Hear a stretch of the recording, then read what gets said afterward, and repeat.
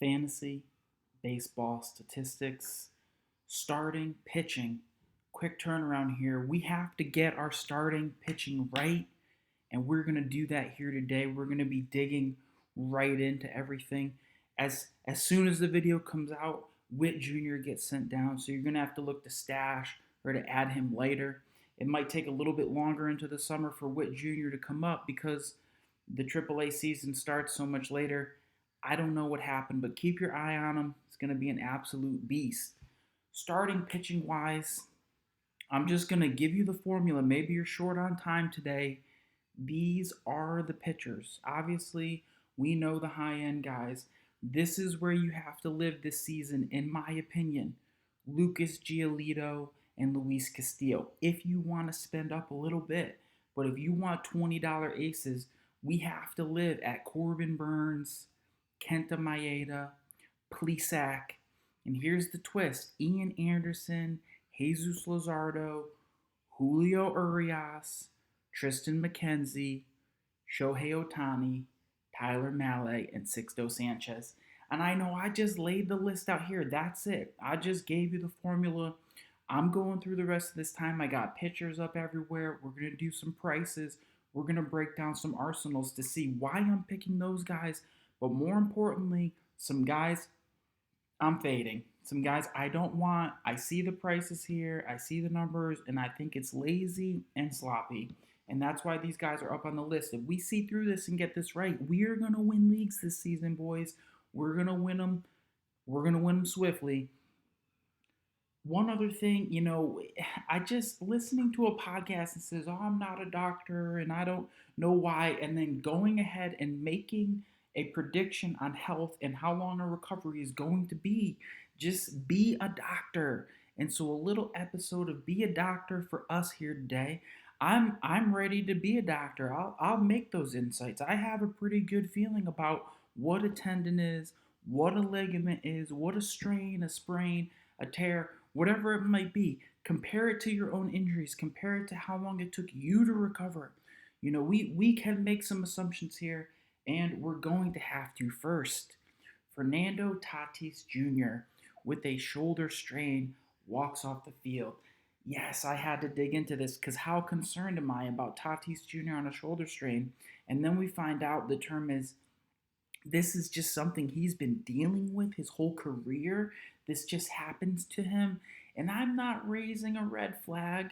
I'm just maybe a to Tatis Jr. And this is kind of the trade-off. Somebody so explosive with so much torque and speed and length that there is a risk that something is gonna go, something is gonna give a little bit for somebody that swings so hard.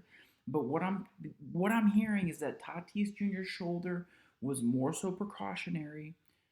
22 years old, though that body's going to heal up faster than 31 years old. I don't have to be a medical doctor to tell you that that's true. So am I going to fade Tatis? Not very far. I'd actually would like to get him at a slight discount, but I do have to be concerned because he did, I think, a hamstring on an awkward slide in his rookie year. We had the back injury, and now we start to see a little bit of pattern. I hope Tatis Jr. isn't glass, and I am willing to risk a full season on him, maybe being a glass player. I'm not going to call him that yet, just on the shoulder, so I think you can continue to be okay there. Spring training bias. Now, definitely do not look at spring training numbers. I can give you the reasons. Baseball Reference will break down pitchers and show you the average level of competition pitchers are seeing or hitters are up against. It's double A caliber talent. Spring training numbers are just not the real games. They're not the bright lights. When games start to count, these guys are going easy.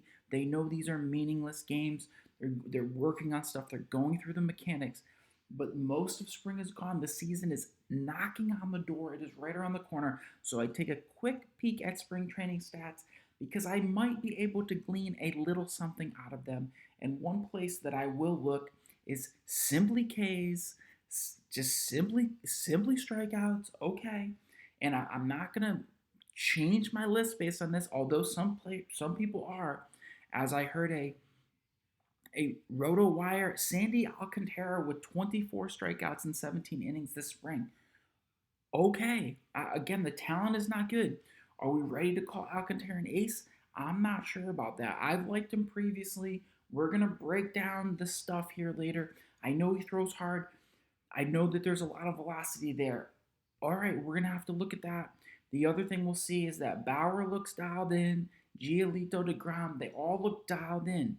Then you see a Max Scherzer here with 20 strikeouts in 13 innings. I think Max is not very happy about what happened last season, and he probably came in locked in to prove that he believes he is the big Cy Young big dog on the hill, and his stuff looks like it's ready to go. So we are getting Maxi Scherzer, $30. That's a little bit of a discount considering he's probably going to be a top five option if healthy. Anything else I really grab from here? You're going to see an Ian Anderson on 18 Ks over 12 innings, but a 1.42 whip, a little bit of strikeout stuff, enough for me to look at what Ian's doing. Kenta Maeda, Robbie Ray, who we got to touch in on, Zach Wheeler getting some strikeouts. Corbin Burns looking absolutely ridiculous with 17 Ks over 11 innings on only a .79 whip. Tyler Glasnow with 17 Ks on 9 innings. Plesac, Stroman, okay, Stroman, sub a 9K, 9K per 9, but a 1.09 whip, a guys who are just going to get in there, eat innings. But I'm not moving this stuff around. That's all I'm going to take a little peek at. The other thing I'll peek at is home runs, bombs, and that's where you'll see a Bobby Dalbec and a Corey Seager. That's it. Dispense with spring training. I don't really want to know anything else about it. We have pitchers getting hurt. Guys are getting hurt left and right. And yes, I swear I will go over closers at some point, but between me not caring and it being a bit of a mess, I just keep going to the other areas where we have to be right to win, and that is SP. Pitching injuries wise, Carlos Carrasco, a target of mine for the filth, said he heard a pop. He heard a pop, and it was a severe groin strain from a 34, 35-year-old where the injuries are starting to catch up to him a little bit. As you get older, the body just doesn't heal as fast. It's a little drier. So Carlos Carrasco out for an extended stay, entering a do not touch phase for me. I mean, 8 weeks plus rehab, is that 3 months? That's most of the season. I don't know if I can hold Carlos Carrasco on my bench to wait for the goodies that are going to come after he's back from rehab. If I could quick slide him to an IL and then hit the waivers, that's another thought. I might rather sit with the Wander or Bobby Witt Jr. on the bench and wait for that June call-up than for Carrasco to eventually get healthy. Zach Gallen, everybody's darling, who I'm a little down on at $22. I think that's an overpay because Corbin Burns and Kenta Maeda are such better pitchers than a Zach Gallen. So he has a stress fracture in the forearm they think he got from swinging in the cages. His date to return is to be determined. So forearm strain means go see Dr. James Andrews and see if you're getting Tommy John. But this, I guess, is a stress fracture, which is a repetition injury. It means he just needs rest. It's not on the UCL, the ulnar collateral ligament side of the forearm. So you can be okay there again for the rest of the season. I don't think he's gonna undergo the Tommy John this season and lose it all. But no, Zach Gallen is not gonna be breaking camp. It's gonna be a little bit slow to get the motor going. So just more reason that I cannot pay $22 for Zach Gallen. Just not gonna happen. Framber Valdez goes down with the finger injury, softening up that Astros lineup. Soroka goes down has been down with the Achilles, and he's kind of getting ready, but it's a slower process. Not a lot of strikeout stuff there. So here's some guys that are just missing. And with the thinning of the pool, it's going to be more competitive.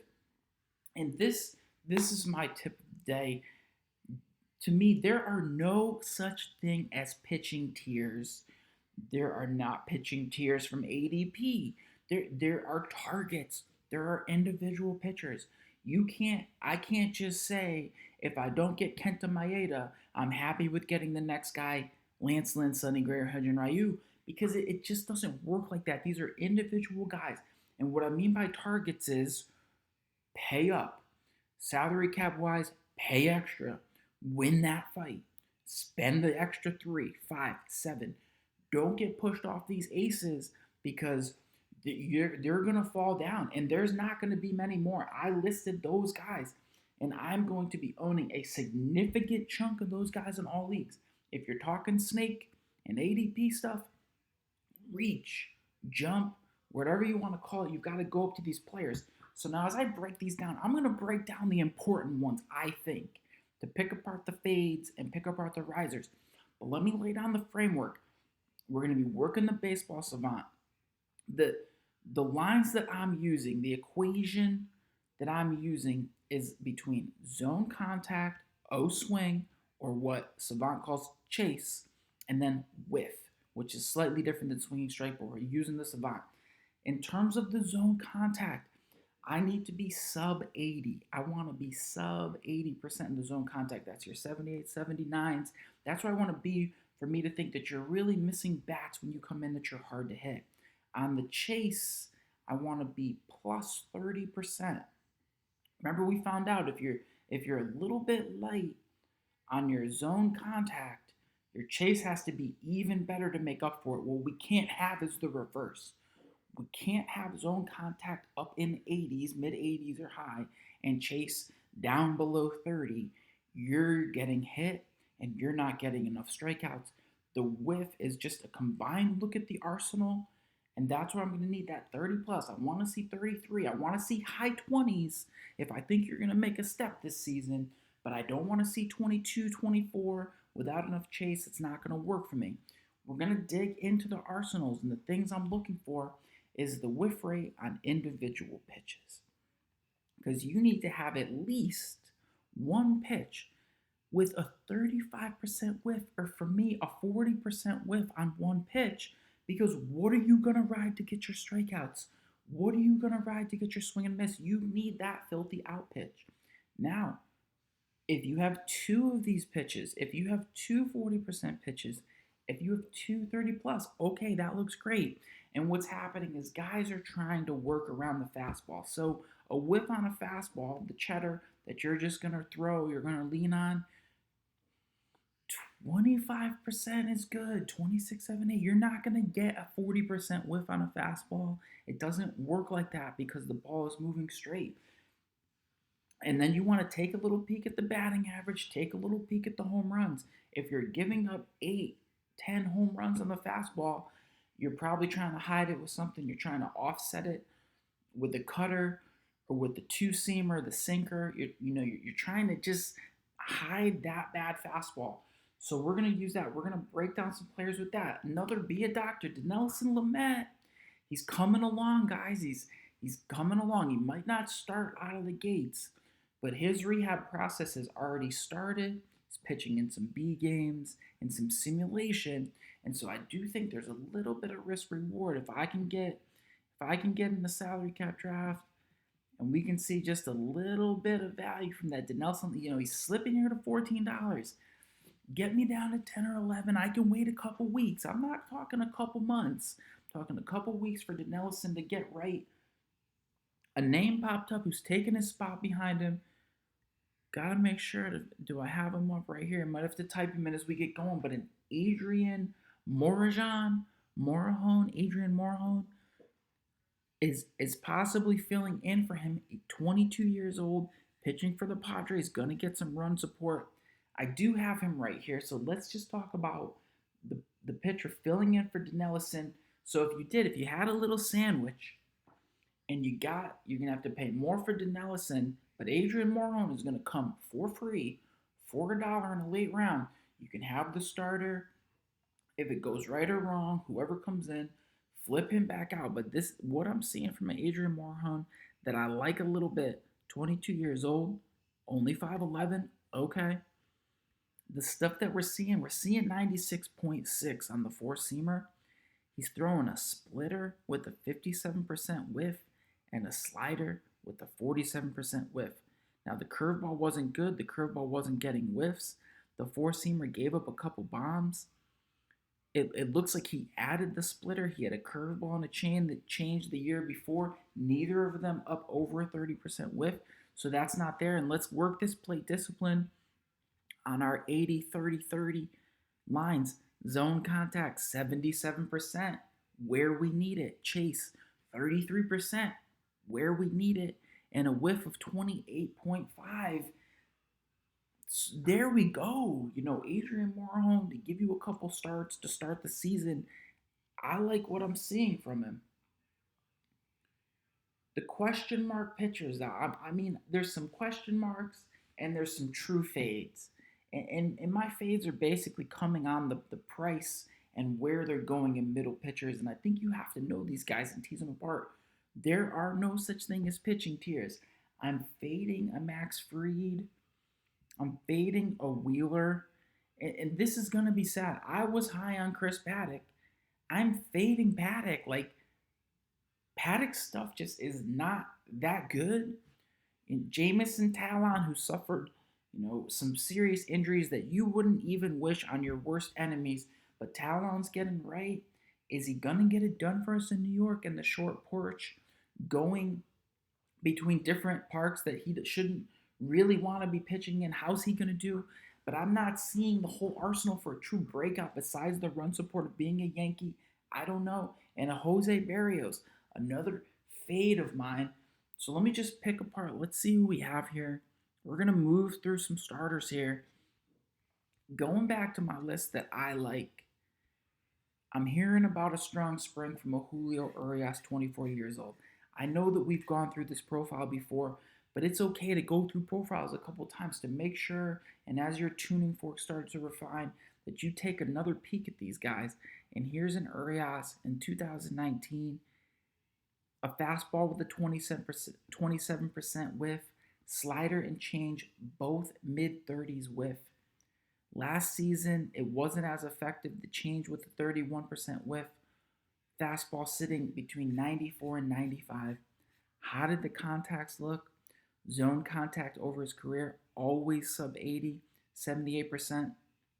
Chase, only 27% in 2020, but he was 32% in 2019, so I know he has it.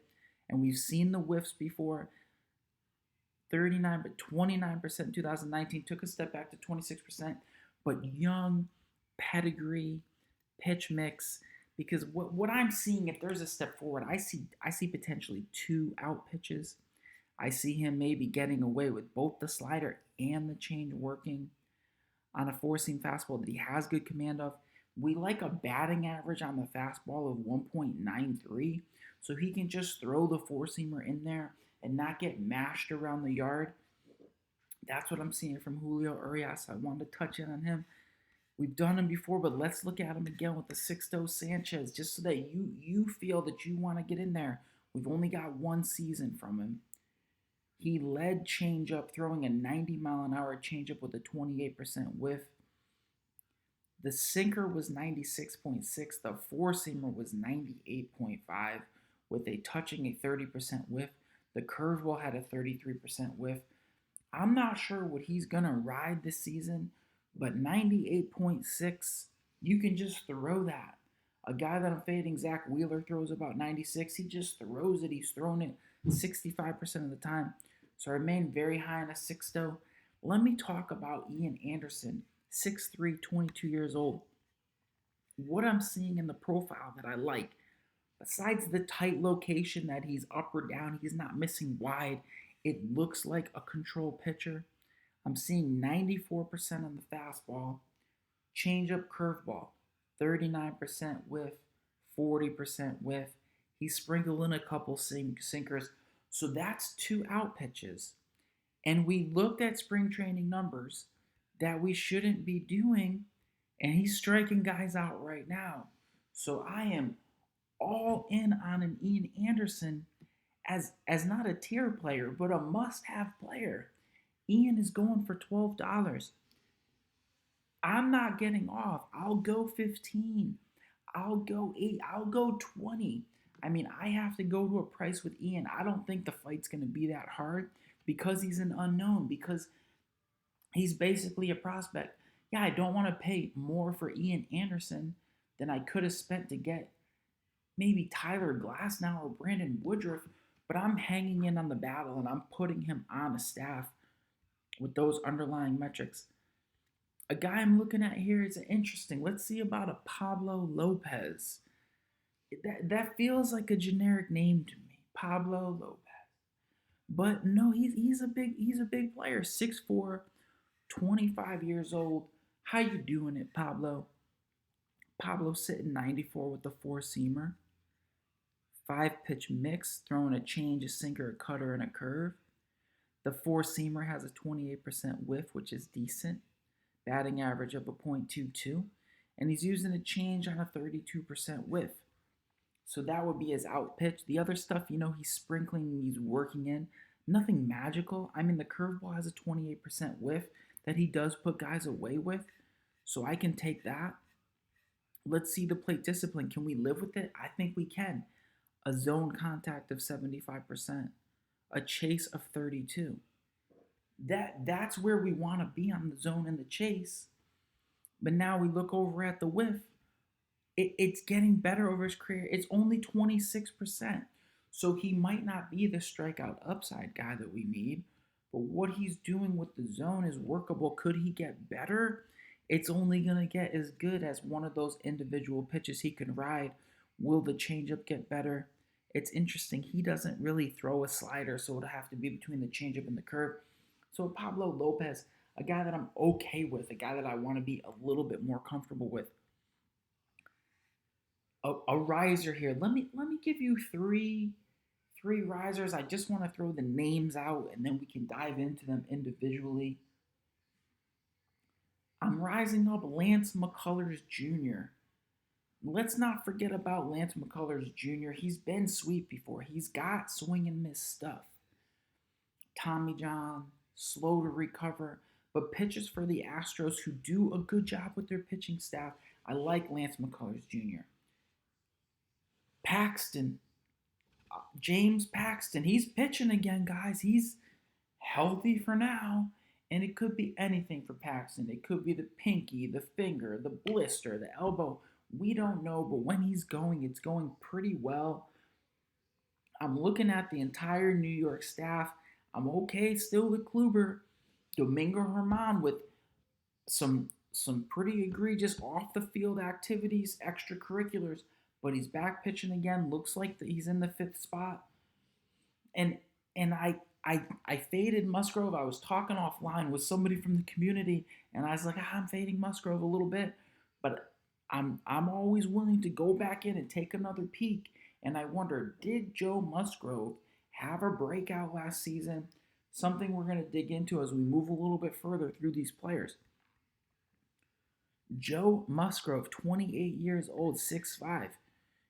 Relatively young, still probably fairly fresh on the arm.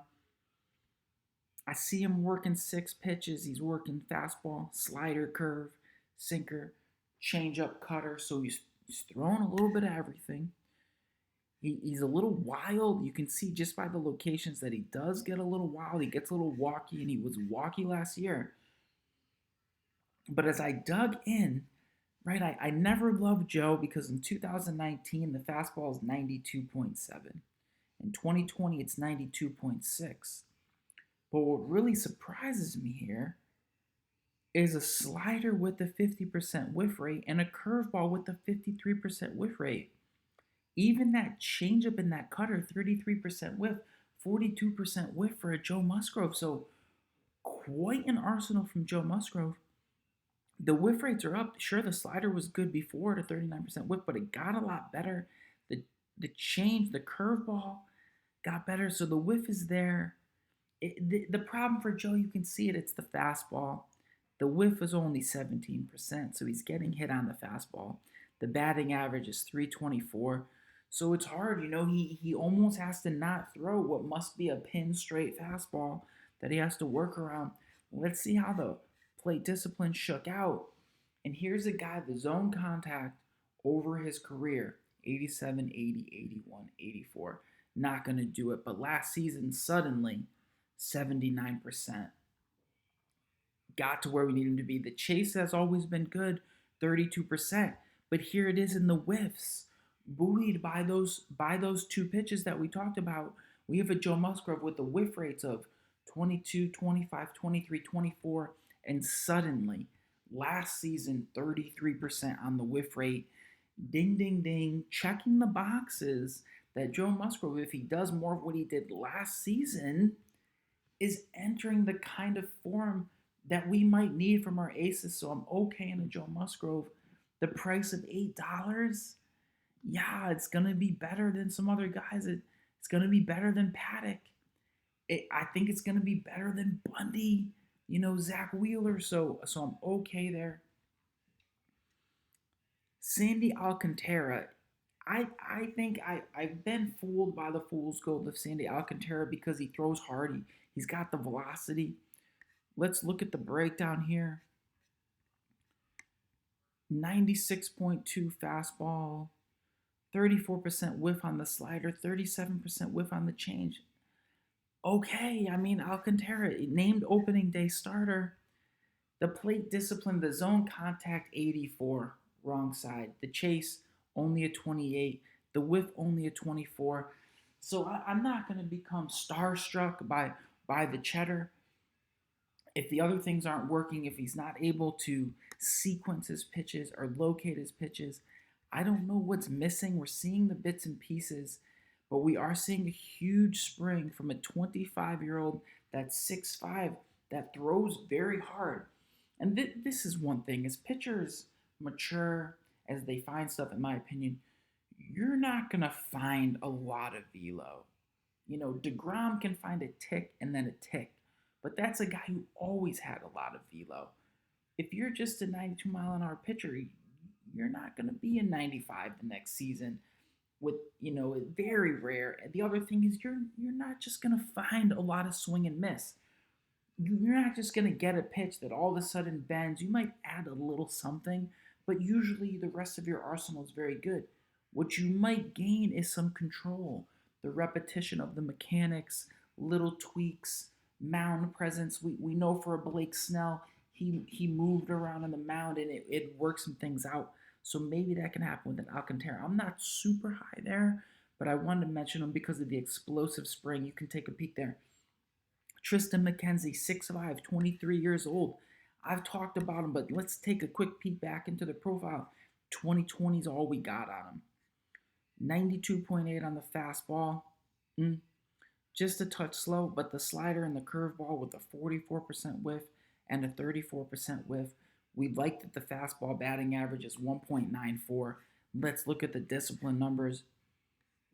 Zone contact, 77. Chase, 32.8 with a 29% whiff.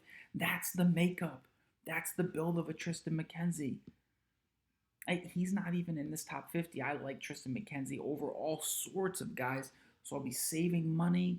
That might be a nomin grab for me. As I get later into the draft, I see a soft spot.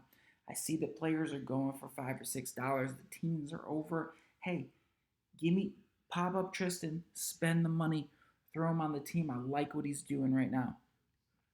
Jesus Luzardo, I just want to get your buy-in. Injury prone, 23 years old. Just the basics. It's the 95 cheddar. It's the change in the curve with 44 and 45% whiff rates. That's filth. Zone contact of an 80. Chase only 26. Whiff at 29. He was better the year before. He's going to need a little bit more chase, but I know that whiff, if it gets in line with those two 44% whiff pitches, there's going to be strikeouts. There's going to be swing and miss.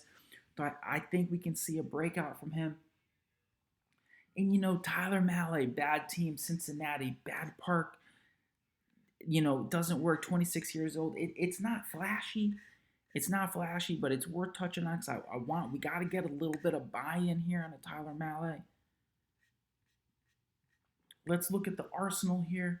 So what it is, it's this 94-mile-an-hour four-seam fastball with a 31% whiff. That's premium. I don't know what the bend is. I don't know exactly why it's working so well, but that 31% whiff, we can take a look at the locations. He works up. He works middle and then he works up in the shadow. So maybe he's able to just kind of elevate, get that up over the swing a little bit, getting guys to pay on some swing and miss. The batting average is only 218, and he backs it up with a 41% whiff rate on the slider. He's throwing a splitter with a very good batting average. Has he had a curveball? He's thrown the curveball before. It's been okay. So we don't know what mix he's going to come with. You know it's going to be that hard to hit fastball. You know it's going to be a decent slider. We take a look at the plate discipline. I don't feel great saying Tyler Mahle. Like, I haven't always loved Tyler Mahle. But I go to the plate discipline and I have 75% on the zone contact, a 29% chase, with a 33% whiff. That's a borderline breakout into what we need to see, the build, the formula of a pitcher. So I'm gonna go by the numbers. I can't deny my feelings about Tyler Mahle. So so those are the guys. Those are the guys. You know who I really want to talk about? I gotta jump ahead here to a Chris Paddock. Why I'm fading Chris Paddock? Only $11. People are hype. This is the kind of bait. If I think Chris Paddock is not good, but he's good in players' minds, that's an excellent nomination. Fool's gold nominations. Not guys that I want, guys that can maybe get some money off that I really don't want.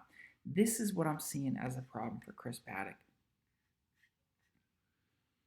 Throwing a lot of fastball, 58% fastball, 31% change, a little bit of curveball and cutter. So there is a two-pitch guy. That looks like two pitches to me.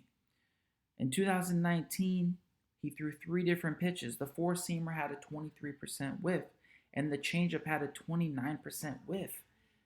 That's not amazing, guys. We get to 2020, we see a four-seam fastball sitting 94. So as much as we think the fastball's really good, it's not crazy. It's not Alcantara's 96 or Sixto's 97.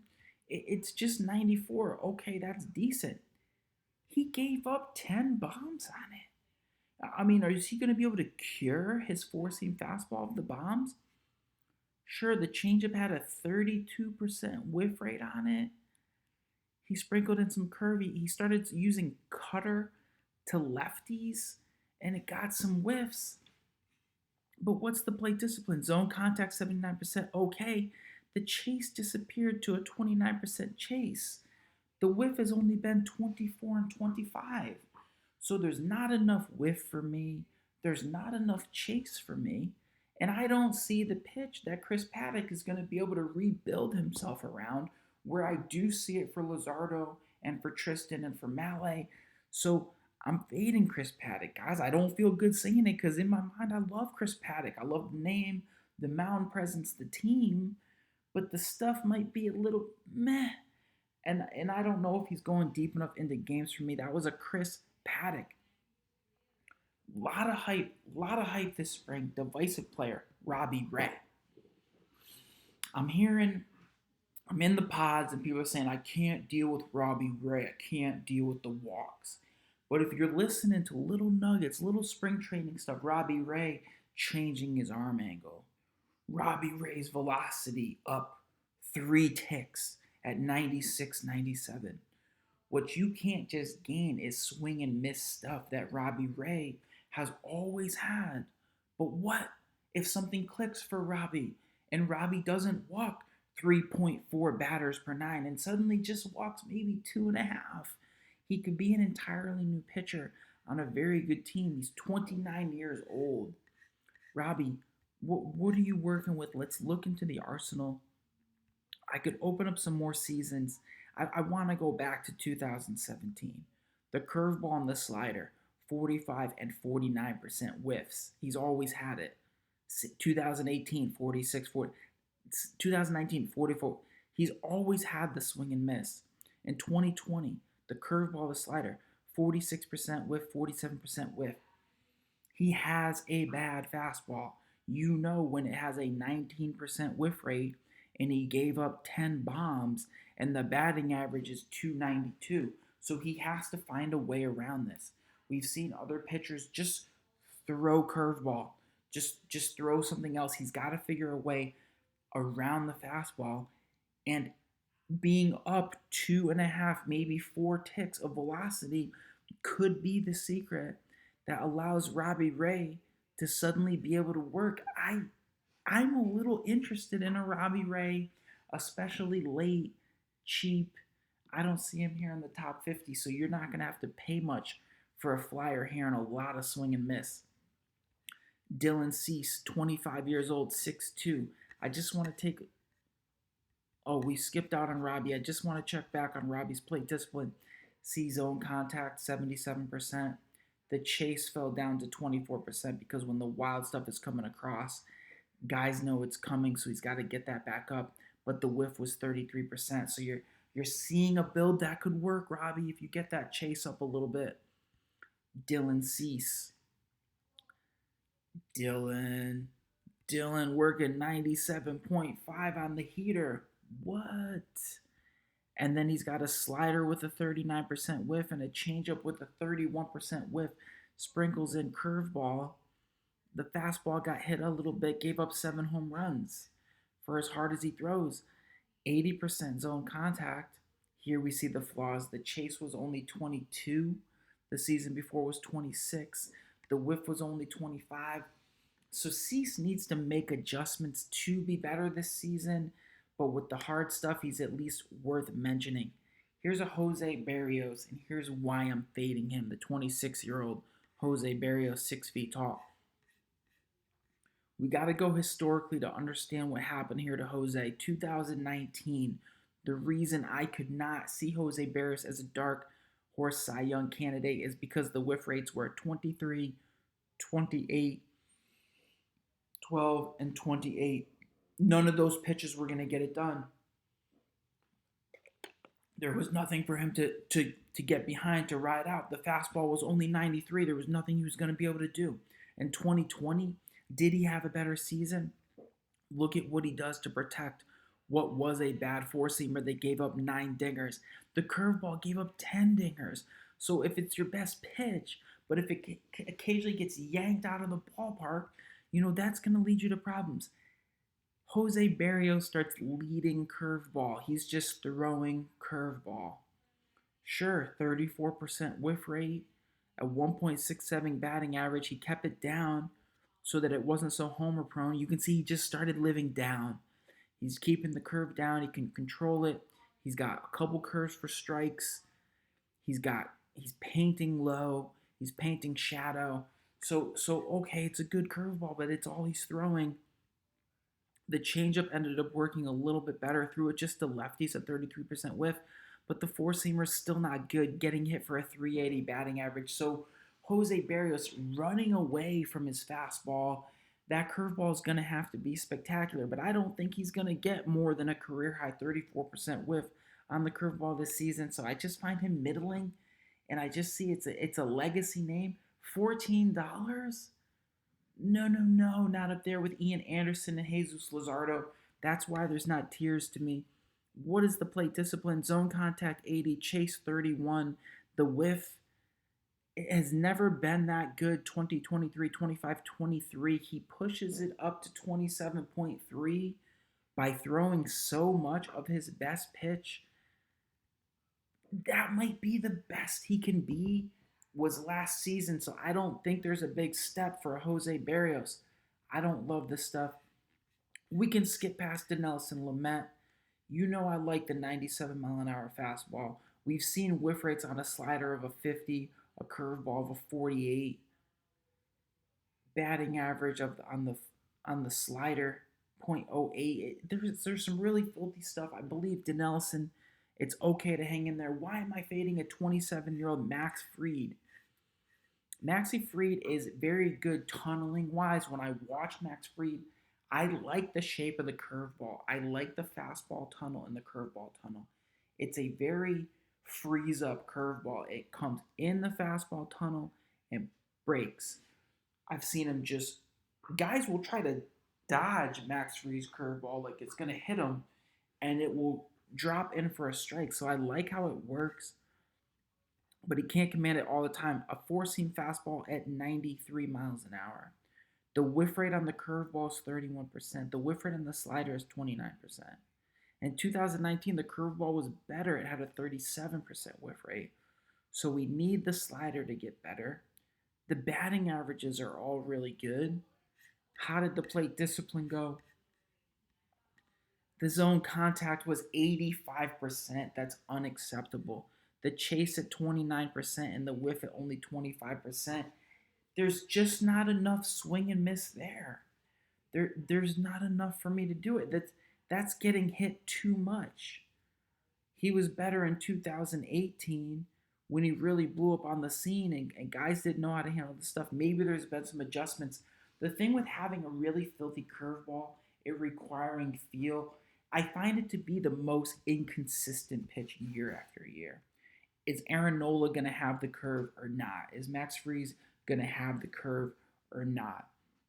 It just can be streaky. I can't get the same numbers year after year.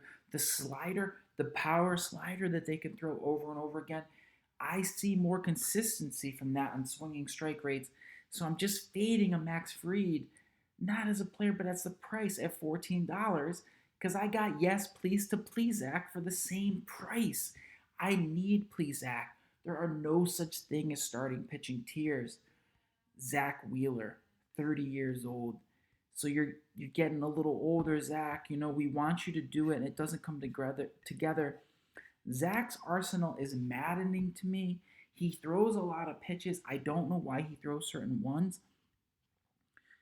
Let's do a little history. In 2019, we got Zach Wheeler with a four-seamer, sinker, slider, change, curveball, split. Wants to throw everything. But the whiff rate's 27, 15, 26, 22, 28, 28. Well, Zach, none of the pitchers are that great. None of them are getting enough swing and miss. You know, how is this going to work for you? 2020, still 97 with the cheddar that he throws all the time. He just throws heat, but the batting average is 297. So why does he keep working like that? The sinker only has a 13% whiff. Why are you throwing that? That's the majority of his pitches. When he does throw slider, curveball, we saw 38% whiff and 44% whiff. So a Zach Wheeler that I love for $12, he could be very good if he was managed differently. Plate discipline wise, 81% in the zone. Chase was 32%. But the whiff at just 22% over his career, 21, 24, 23, 22 on the whiff. Not enough swing and miss. If Zach Wheeler would just decide to throw more sliders and more, what's the other one, splitter? Just throw more of the filth, Zach. Like, get me Zach on the phone, the slider and the curve. Throw him more. Just stop throwing the sinker and throw the slider and the curve. I don't know if it's his elbow. I don't know if he's babying it. I don't get it, and I don't know what we're going to get from Zach. I wish he would take this step forward, but we just haven't seen it. Jameson Taillon. Jameson starts leading slider last season, 27% whiff. Four-seam fastball sitting 94.7, 26% whiff. So that's a pretty good fastball. Batting average only at 219. Curveball 27. There hasn't been anything. I can go to 2018. The curveball had a 37% whiff. If it came back, 2017, a 32% whiff. It's just been inconsistent from Taillon. We know that he can control with the walks. Zone contact, 84%. Too much. The chase, he got up to 35%, but the whiff at only 24%. So it just feels like something is a little bit missing in Taillon's profile. I don't think he explodes to being an ace because there's not enough swing and miss, but I like the position that he's in. I don't see a pitch for him to really get behind. Lance McCullers, 27 years old. Lance in the pants. Let's see what he's got here. I want to go historically to see some old whiff rates for Lance. 2015, he breaks in, 34 on the curve, 32 on the change. 2016, he just starts throwing curve, 42% whiff rate. 2017, Lance McCullers is still leading curve, hiding a bad fastball, 36% whiff rate. 2018, He leads curve, 36% whiff rate. He has a changeup with a 41% whiff rate. Tommy John time. We don't see him for 2 seasons. Comes back in 2020. He starts throwing sinker for a 224 batting average, but he's got a 42% whiff on the curve. He's got a 35% whiff on the change. Sprinkles in some cutter, shelves the fastball. Lance McCullers is looking good in spring. What I like is that the Astros wanted to pay him. And if they want to pay him, it's because they think the stuff is going better, that the stuff looks like it's right now. I want to get back in a little bit on a Lance McCullers. Going for $8, that's not cheap. That shows that there's a lot of love out there in the fantasy baseball community, in the draft rooms. So Lance hasn't been forgotten. I like him there. That's a little. I would love Lance for $4 or $5. Going for $8, okay, but I think we can get back in there because there's some filth. There's some swing and miss. We checked on Adrian Morejon. I'm going to go a little deeper here. I want to talk about some darlings. His name is TJ Antone. TJ Antone. I don't know if he has the starting gig for Cincinnati.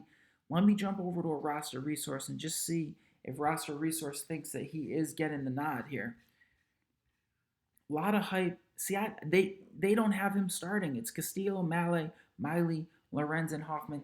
I don't know if Anton's getting the job. What was the hype all about? Let's take a look. It's a 95-mile-an-hour two-seamer, a slider with a 46% whiff, a curveball with a 34% whiff, and even a change to lefties with a 37% whiff. Zone contact 76, chase 28 with a 34% whiff. So for Tejay Anton, it looks like the right profile. It looks like the build, but I don't see him getting the nod yet. At least somebody to keep your eye on. Tariq Skubal, who I mentioned a little bit in the last episode. Four-seam fastball with a 28% whiff. I like that very much. Changeup 32% whiff. Throws a slider with only 26% whiff. Curveball got a 44% whiff, and he sprinkled in a couple cutters. Zone contact only 76. Chase 30. Whiff 29. Those are the building blocks. If Tariq Skubal gets better, if he worked in the offseason, if he's adjusting to the bigs, calming down, working on his mechanics, any sort of step forward, he could be nasty. That he has enough of the stuff to be pretty filthy. 24 years old, 6'3". That's good size. That's good pedigree. We know he's got that 60 future value. I think we already broke down to Dylan Cease, 97 cheddar, 39% whiff on the fastball. Let's keep going here. Casey Mize, disappointing. I was extremely high on Mize. Comes up and doesn't get it done. Casey, where did it go wrong? Lead sinker, 8% whiff. Just stop throwing it. The batting average is 241. Then he throws four-seamer at 93.7. So it's just not hard enough. The stuff isn't as spectacular as it needs to be. The four-seam fastball, 27% whiff. Cutter with a 26% whiff. Splitter with a 28% whiff. And a curveball with a 44% whiff. He's got to work through the mix. The zone contact, 83, too much. The chase, 26, too little. The whiff, 23, too little. So Casey Mize has shown us nothing so far to believe in him. I want to just hit on a couple guys not to forget about, but a Carlos Rodon, 28 years old, looking strong in spring. I used to love a Carlos Rodon. Multiple injuries. I don't know if it was 2 Tommy Johns. I forget. Let's see historically, has Rodon ever had this stuff? Whiff rates, never better than 28. Four-seam fastball. Last year we can't go by. When was he healthy? 20, I don't know now. I'm looking at a Rodon. I didn't see anything in terms of whiff rate. Zone contacts, 82. Chase, not enough. Whiff, not enough. Almost scratch that. I want to move through these players so that you can pick your targets and move through some of your own. Let's check a Yusei Kikuchi. Age 29. What type of stuff is he throwing? Throwing a cutter, 24% whiff that he leads with. Four seam fastball at 95, 30% whiff, very usable. Slider down to 83 miles an hour for a 38% whiff, excellent, with a .16 batting average, and the change to righties with a 35% whiff. There's enough whiff there for a Kikuchi to start figuring it out.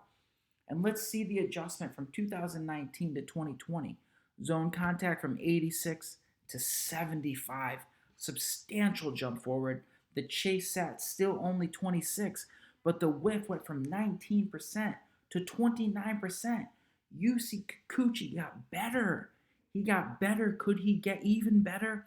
We like that there's a very good fastball with a high whiff rate that's 95. Get some UC Kikuchi back in your life. Let me see. Let me go to the next list and look at some prices here. I want to check on a Griffin Canning, 6'2", 24 years old. What are you working with, Griffin? 92.8 miles per hour, but a slider with a 46% whiff, a cutter with a 30% whiff, throw some change, couple curveballs. The four-seamer was not excellent on a 300 batting average for 5 home runs. How did the plate discipline break down? Zone contact got worse, 82%. Chase took a step back. Whiff took a step back. He was better in 2019. Does he get a short season pass? Griffin Canning had the build in 2019. He's only 24 years old. He could get back into it. Another guy that I like substantially, not substantially, but enough to take a peek at late. Let me check here. The last thing I'm going to check, I think we've discussed it, but I'm going in swing take profile on Baseball Savant, the leaderboard, the swing take leaderboard. What I find is interesting when you click on it, it's in reverse because red is not good. You want to be negative. You want to be in the blue. So you've got to reverse your swing take leaderboard for pitchers, and you can click on all, and it'll flip it upside down. It's really numerical. It's not based on average or percentile. So in a short season, the best guy was Trevor Bauer, followed by Darvish, Kershaw, Bieber.